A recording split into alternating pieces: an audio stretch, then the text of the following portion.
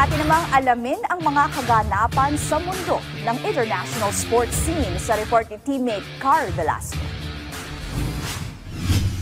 Matapos ang kabiguan sa nakaraang French Open Finals, napagpasyahan ni World No. 1 Aryna Sabalenka na laktawan muna ang paparating na National Bank Open na gaganapin sa Montreal, Canada sa susunod na buwan. Yan ang inanunsyo ng Tennis Canada nitong nakaraang Miyerkules, kung saan sinabi nilang napagdesisyonan ng tubong Belarus ang hindi paglahok sa US Open tune-up event dahil sa fatigue. Ayon kay Sabalenka, ang pag-upo sa paparating na torneo ay makakatulong sa kanyang pag-recover para sa mas malaking US Open na magaganap sa katapusan ng susunod na buwan. Matatandang umabot pa sa finals nang natatapos lang na Roland Garros ang 27-year-old bago ungusan ng kasalukuyang world number 2 na si Coco Gauff.